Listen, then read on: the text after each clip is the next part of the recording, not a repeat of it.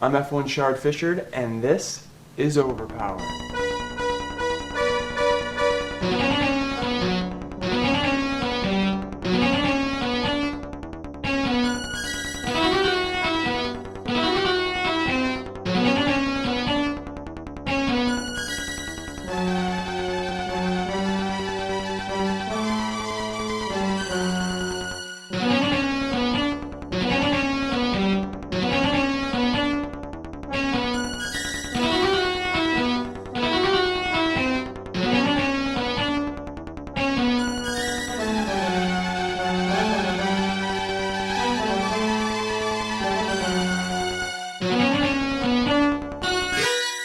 In the early 90s, superhero card collecting was in its prime.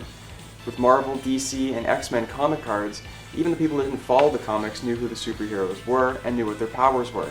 On the backs of most of these cards had statistics. You could have your strength, fighting ability, speed, etc. These always led to debates of which hero could kick another hero's ass. Then in 1995, superhero card collecting was changed forever. With the emergence of OverPower, you were finally able to settle the score between which villain or hero was truly badass. For games like Marvel vs. Capcom, and in an era where the Sony PlayStation still hadn't become a household name, OverPower was truly the only way you could settle the score once and for all, battling out your favorite heroes and villains. To play a game OverPower, you're going to need one of these. It's a starter deck.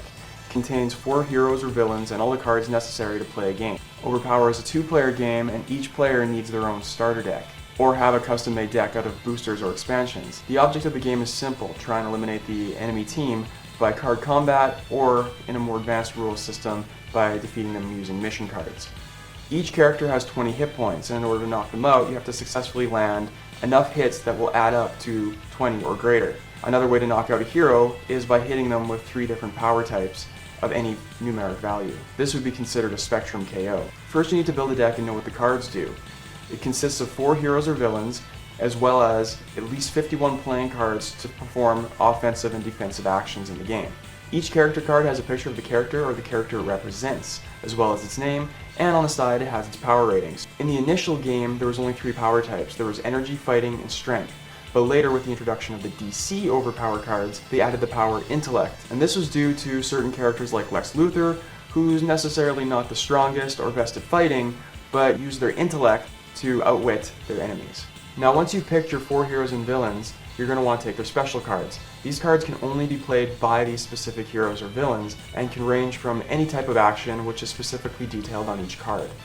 The next cards you're going to need to know about are the power cards. These cards are the basic unit of attack and defense in the game.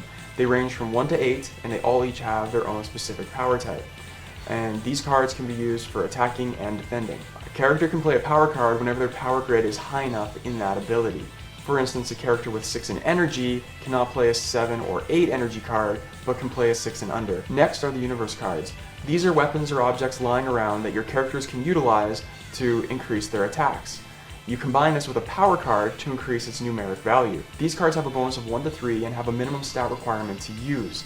These typically help characters with higher abilities. So if you had a 6 or 7 in strength, you can use a specific weapon to attack with your character. Training cards are like normal universe cards, but they have 2 power types. And unlike normal universe cards that require a 6 or greater, these have a minimum requirement of 5 or less, and usually help characters with lower stats. The last universe card is a teamwork card. These cards allow you to make an attack with this card, as well as allow 2 other teammates in your team attack as well under 2 different power types. This is perfect for trying to create a spectrum KO. Now, once you've built your deck and you're ready for battle, each player picks 3 heroes to go into their front line. Their 4th hero or villain will go into the reserve and cannot be played until one of their main 3 characters has been knocked out. The start of each round begins by drawing 8 cards. Then you discard any duplicates of cards that you have in your hand. Then you have the ability to place cards. If you don't want to play cards this round and you want to save them, you can place down 1 of each type of card on a hero or villain and save it for later. But by doing this, you are revealing what kind of cards you have to your opponents, so that will change their strategy. Then you just take turns attacking and defending until both players are out of cards, and then you just draw a new hand. And you keep going back and forth until someone is victorious. High speed card battle!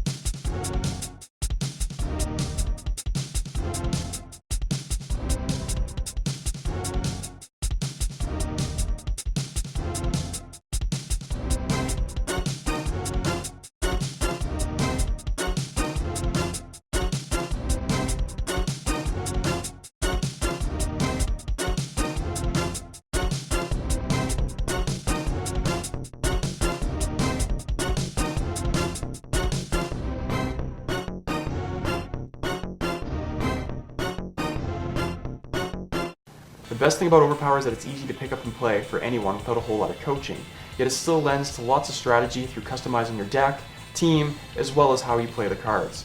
OverPower was produced by Fleer from its games beginning in 1995 until October 1997.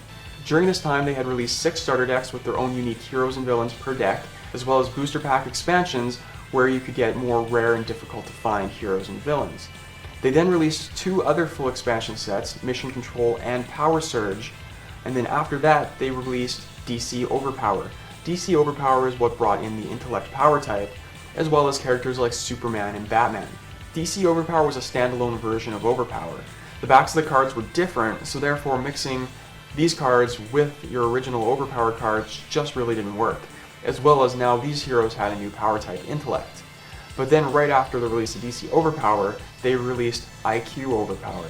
This is where they re-released all the previous heroes as well as some new ones with the Intellect power type. 3 more expansions were released after this, which was JLA OverPower, as well as Monumental OverPower, and Classic OverPower. At this point, Fleer gave up the rights of printing OverPower cards over to Marvel, who oddly enough as their first set printed Image OverPower cards, including characters from Image Comics like Spawn. Like Spawn. Pretty awesome.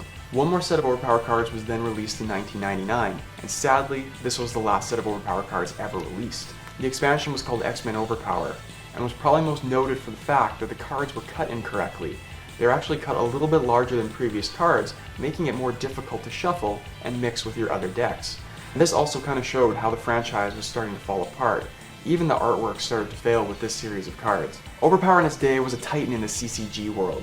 With heroes and villains spanning Marvel, Image, and DC Comics, nothing else could compete. From promotional cards and your favorite lunch food, to even its own Toy Biz line, OverPower remains the king of superhero card games to this day. Anyhow, thanks for watching my video. I am F1 Shard Fishard, and this was my look at OverPower.